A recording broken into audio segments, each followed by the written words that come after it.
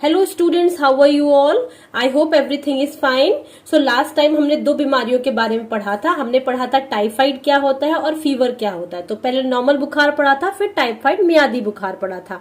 Today will talk about ulcer. आज हम ulcer यानी कि घाव के बारे में पढ़ेंगे। अल्सर क्या होता है? सबसे पहले तो अल्सर को हम हिंदी में कहते हैं घाव। अब अल्सर कैसे हो जाता है? तो ज्यादातर घाव जो है वो हमारे पेट के अल्सर होते हैं, जिसे हम कहते हैं गैस्ट्रिक अल्सर। ठीक है। अब टाइप्स ऑफ अल्सर देखते हैं भाई। अल्सर के कौन कौन से टाइप्स हैं, किस किस तरह के घाव हो जाते हैं शरीर के अंदर। तो पहला, दूसरा और तीसरा। ठीक है। तो पहला घाव जो होता है उसे हम कहते हैं गैस्ट्रिक अल्सर और पेट के अल्सर। गैस्ट्रिक अल्सर या हम कहते हैं पेट के घाव।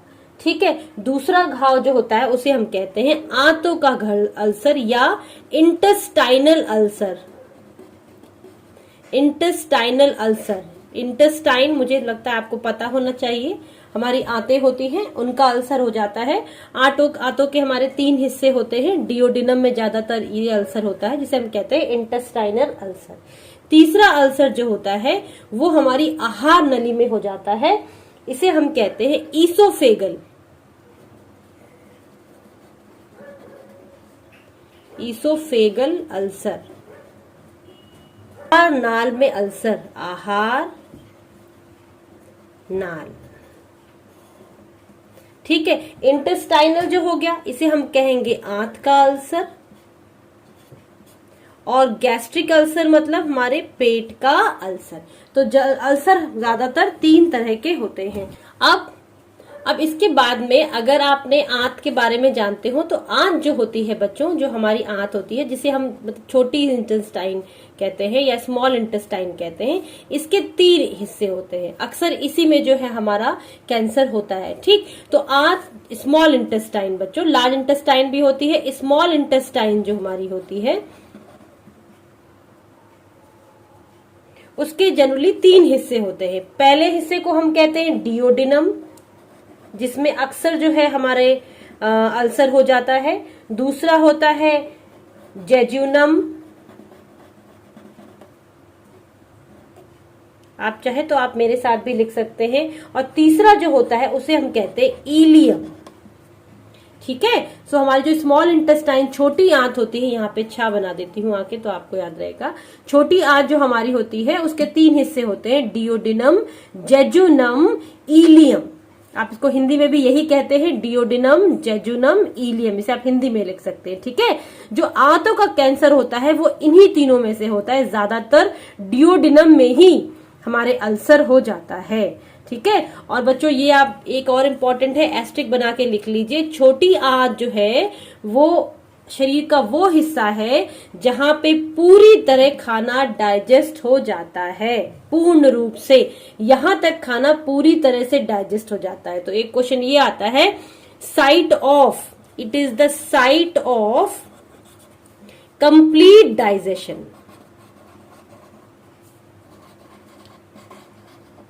आपका जो पूरा पाचन तंत्र है बच्चों, उसमें ये एक ऐसी जगह है जहां पे खाना पूरी तरह से आके कंप्लीट डाइजेस्ट हो जाता है। सो इसे एस्ट्रिक बना लीजिए, ऐसी जगह। So that is small intestine, आपकी छोटी आंत। ठीक है। चलिए इसके बाद हम पढ़ते हैं कि कैसे हो जाता है। मान लीजिए कैसे हो जाएगा। तो सबसे पहले बात करते हैं बात करते हैं हमारे गैस्ट्रिक अल्सर की। गैस्ट्रिक अल्सर, गैस्ट्रिक अल्सर मतलब कहाँ होता है ये बच्चों? पेट का अल्सर होता है। अब पेट में कैसे अल्सर हो जाएगा? तो सबसे पहले आपको ये पता होना चाहिए कि पेट में कौन सा एसिड प्रेजेंट होता है। सो पेट में एस्ट्रिक बना के लिख लीजिए, HCl, हाइड्रोक्लोरिक अम्ल प्रेजेंट होता है। इसे हम कहते हैं HCl, हाइड्रोक्लोरिक अम्ल, हाइड्रोक्लोरिक एसिड। ठीक है।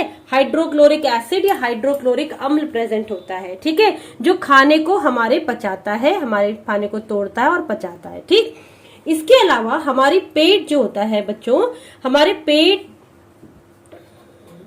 इसके अलावा इस एसिड से हमारे पेट के अपने सेल्स जो है वो ना जल जाएं, इसलिए हमारे पेट के जो सेल्स होते हैं वो लगातार म्यूकस सिक्रीट करते हैं। म्यूकस एक ऐसा पदार्थ है जो इस एसिड से हमारे पेट के ही सेल्स को बचाता है। ठीक है, कभी कभी ये अगर बढ़ जाता है तो हमें एसिडिटी हो जाती है। ठीक है, लेकिन कुछ कुछ दवाइयां एंटी एसिड लेने के बाद हम ठीक हो जाते हैं। मगर अगर ऐसा हो जाए कि म्यूकस सिक्रीशन कम हो जाए या HCl सिक्रीशन ज्यादा हो जाए, ठीक है, तो क्या होता है, हमारा यही एसिड हमारे क्या होता है, पेट के सेल्स में अल्सर कर देता है। ठीक, उसे हम कहते हैं गैस्ट्रिक अल्सर। ठीक, तो पहला क्या हो गया, पहला इसका रीजन, गैस्ट्रिक अल्सर का रीजन क्या हो गया, लिख लेते हैं कि हमारी म्यूकस मेम्ब्रेन जो है, म्यूकस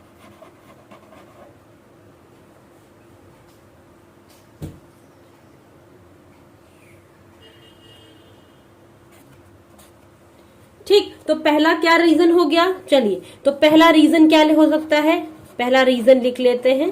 पहला कारण क्या हो सकता है, पहला कारण ये हो सकता है कि हमारा यही HCl जो है, हाइड्रोक्लोरिक अम्ल, एक्सेस में बढ़ जाए। ठीक, और जब ये एक्सेस में बढ़ जाएगा तो क्या होगा, हमारे पेट के ही सेल्स को ये यहाँ पे डिस्ट्रॉय या खत्म करने की कोशिश करेगा, जिसे हम अल्सर कहेंगे और घाव बना देगा। पहला कारण तो हो गया ये।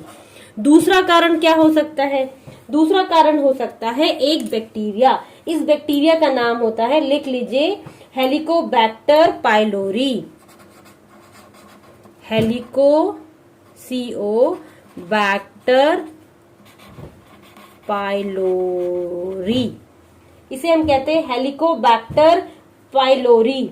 ये एक ऐसा बैक्टीरिया है बच्चों, ये एक ऐसा बैक्टीरिया है जो कि अल्सर कॉज करता है। तो गैस्ट्रिक अल्सर या तो एक्सेस में HCl सिक्रीट हो गया तो हो जाएगा, नहीं तो ये बैक्टीरिया है जो गैस्ट्रिक अल्सर कॉज करता है।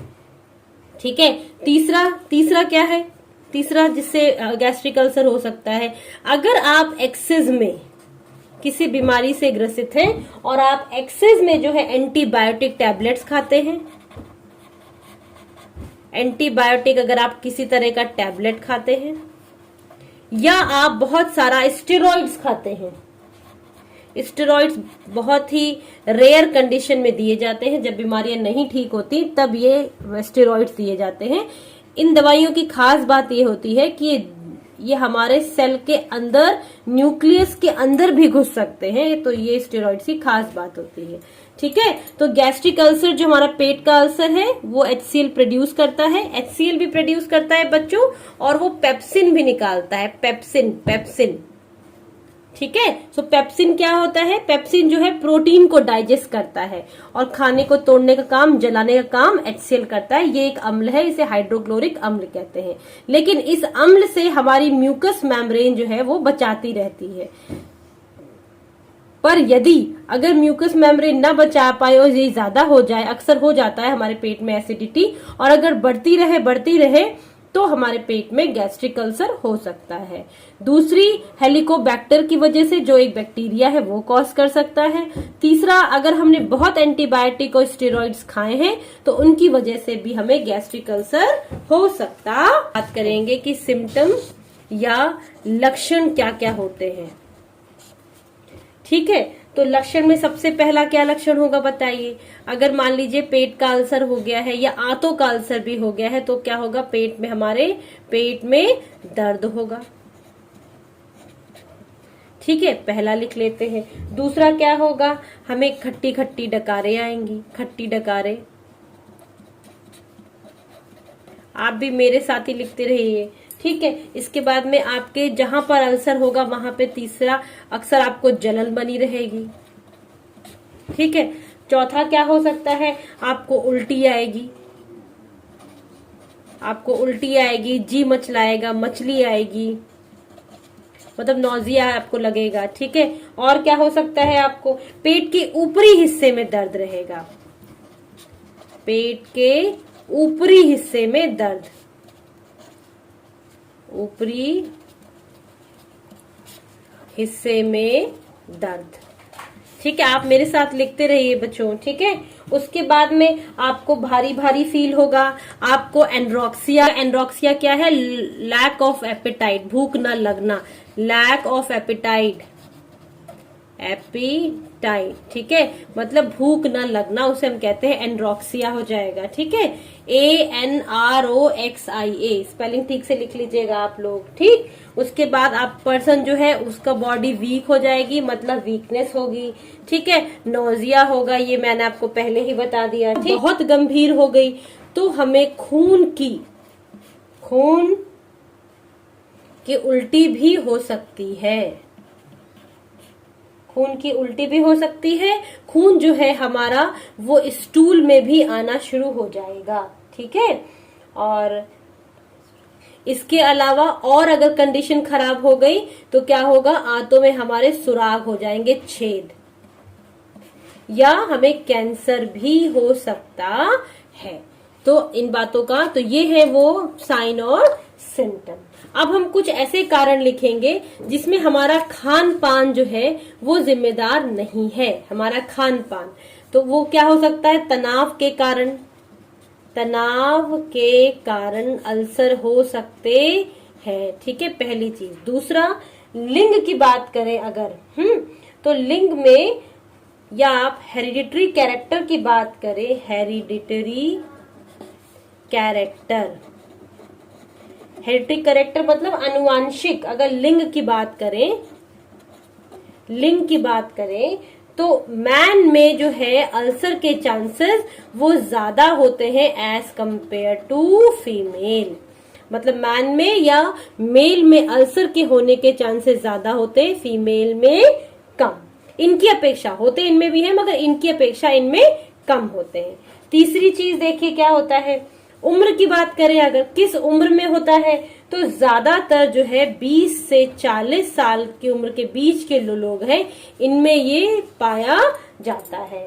ठीक है, अगर रक्त संबंधी बात करें, रक्त संबंधी बात करें तो जिनका ओ ब्लड ग्रुप है, ओ ब्लड ग्रुप, ठीक, उन्हें अल्सर होने की शिकायत जल्दी हो सकती है।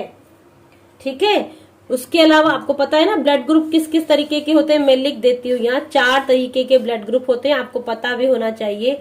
ए होता है, बी होता है, AB होता है और O होता है। ये 4 तरह के ब्लड ग्रुप पाए जाते हैं। अब इसमें पॉजिटिव नेगेटिव भी होता है, जैसे A positive, A negative, B positive, ऐसे होता है। इसलिए को इसमें A पॉजिटिव होता है, A नेगेटिव होता है। ठीक है, बी पॉजिटिव होता है, बी नेगेटिव होता है। ठीक, इस तरह के भी होते हैं। ए बी होता है और ओ होता है, ओ में भी पॉजिटिव नेगेटिव होते हैं। तो ज्यादातर ये 4 ब्लड ग्रुप के लोग पाए जाते हैं। ठीक, इनमें से जो ओ है उनमें ज्यादा चांसेस होते हैं कि अल्सर हो जाए। ठीक, इसके बाद अगर आप डायबिटीज के पेशेंट हैं, अगर आपको डायबिटीज है तो आपको अल्सर होने के चांसेस ज्यादा होते हैं। क्यों? क्योंकि अगर पेट में या शरीर में किसी हिस्से में घाव हो जाता है तो आपको पता है डायबिटीज मतलब ब्लड का शुगर लेवल, शुगर जो शर्करा है वो बढ़ जाती है, जिससे घाव ठीक नहीं होते, जिसके कारण भी अल्सर हो जाता है। तो ये एक तो खाने पीने का हमारा है। ठीक, उसके अलावा भी ये ऐसे कारण है जिससे अल्सर हो सकता है। ठीक है, अब हम देखते हैं कि अल्सर अगर हो गया है, अगर एसिड हो गया है, तो अगर हमारा अल्सर हो गया है हमें, ठीक है, तो हम क्या करें? तो ट्रीटमेंट क्या किया जाए? तो चलिए देख लेते हैं ट्रीटमेंट।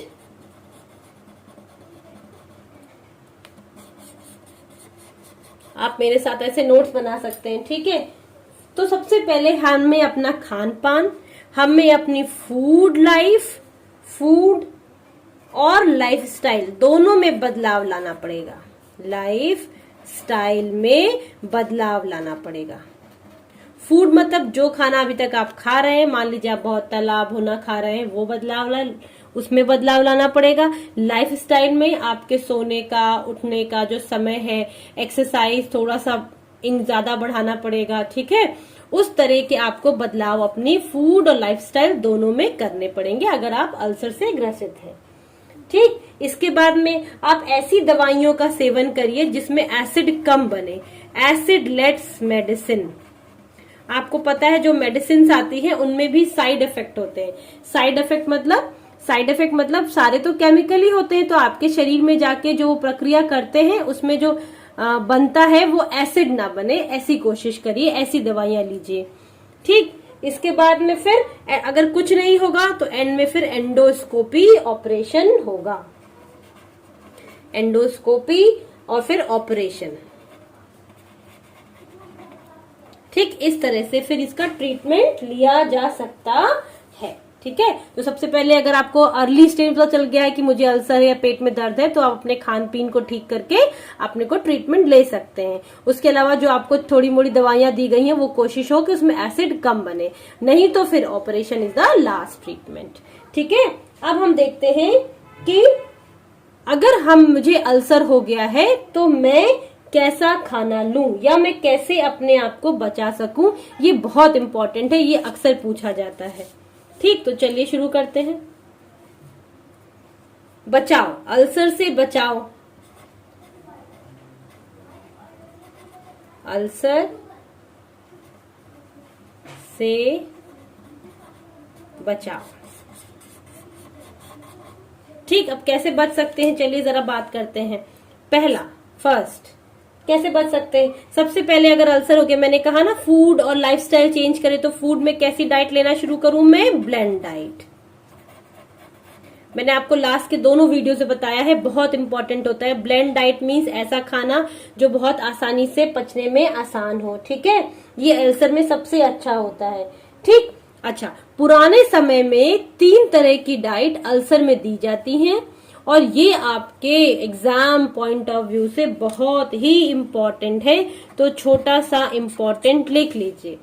पुराने समय में 3 तरह की डाइट जो लोग अल्सर से ग्रसित थे उनको दी जाती थी, आप भी लिख लीजिए। कौन कौन सी 3 डाइट थी जो पुराने समय में दी जाती थी? उनके नाम इस तरह है। सिप्पी डाइट, पहला Sippy diet, very important question, अक्सर पूछा जाता है।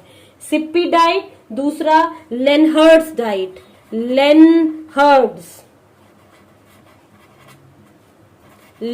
आप हिंदी में भी इसे लेनहर्ट्स डाइट ही कहते हैं। ठीक है, तीसरी डाइट मेलनग्रेट डाइट।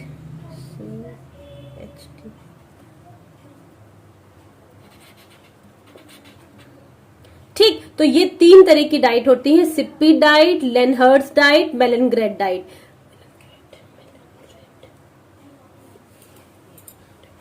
ये पुराने समय भी दी जाती थी। तो सिप्पी डाइट नाम से ही लग रहा है। सिप्पी डाइट क्या होता है? सिप्पी डाइट ऐसी डाइट जिसमें हम सिर्फ क्या देते थे? दूध या पीने वाली चीजें। ठीक है, इसमें हम क्रीम भी देते थे। ठीक, फिर लेनहर्ट्स डाइट जो थी, इसमें हम देते थे दूध, आप लिख सकते हैं अंडा, ठीक है, चावल,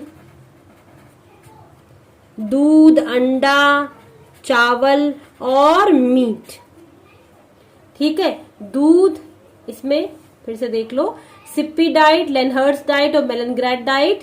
सिप्पी डाइट में सिर्फ दूध और क्रीम, सिर्फ हम क्या देते थे? दूध और क्रीम। लेनहर्ट्स डाइट में दूध, अंडा, चावल, मीट, ये भी दिया जाता था। ठीक है, अब तीसरी जो मेलनग्रेट डाइट थी, इसमें हम ऐसा खाना देते थे जिसमें अम्ल कब बने। ठीक, ऐसा खाना जिसमें अम्ल कम बने, मतलब एसिडिक फूड ना दिए जाएं। हमारे बहुत से ऐसे फूड होते हैं जो एसिड फॉर्म करते हैं, तो एसिड, ज्यादातर जो मसाले होते हैं वो हमारे फूड में एसिड फॉर्म करते हैं। सब्जियां जो अम्ल बनाती हैं, पहला होता है पत्ता गोभी, ये अम्ल बनाती है। ठीक है, दूसरी जो होती है हमारी गोभी, पत्ता गोभी, ये भी अम्ल बनाती है। ठीक है, तीसरा हमारा होता है प्याज, लहसुन। ठीक, प्याज, लहसुन, ये शलजम।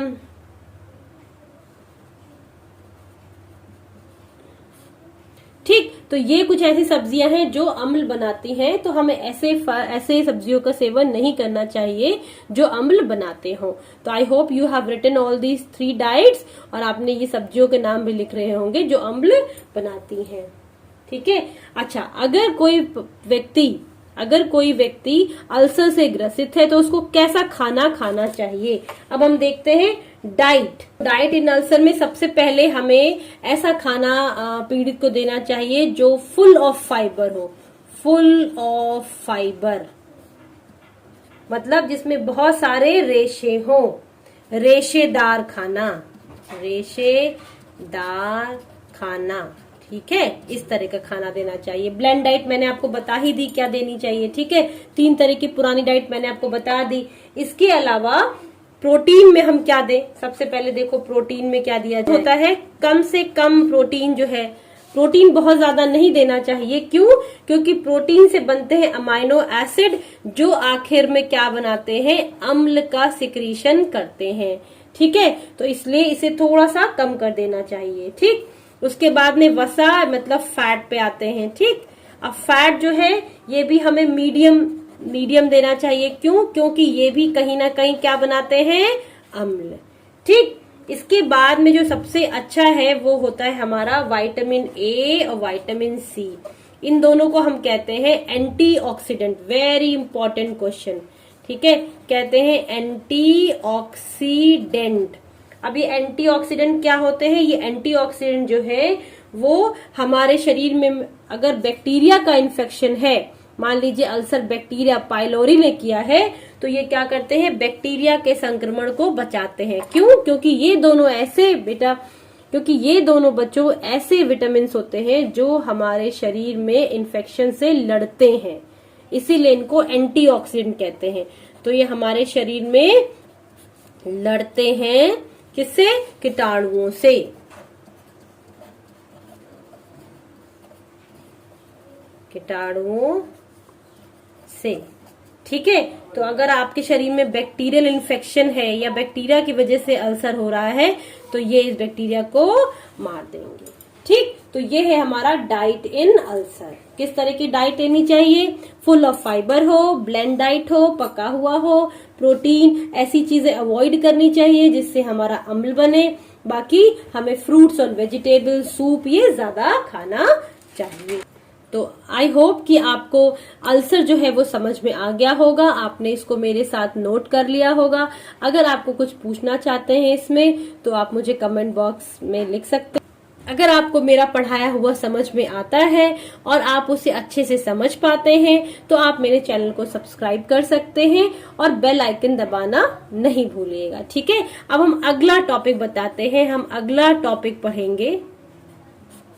अगला टॉपिक जो हमारा, इसके बाद जो हमारी नेक्स्ट डिजीज हम पढ़ेंगे बहुत इंपॉर्टेंट है, उसका नाम है मधुमेह। मधुमेह मतलब डायबिटीज। मगर क्या आपको पता है कि डायबिटीज सिर्फ शुगर से ही होती है? नहीं, डायबिटीज का मतलब सिर्फ शुगर नहीं है, ठीक। तो अगले टॉपिक में मैं आपको मधुमेह पढ़ाऊंगी। तब तक आप स्वस्थ रहिए और स्वस्थ आहार रहिए। And thank you so much for watching.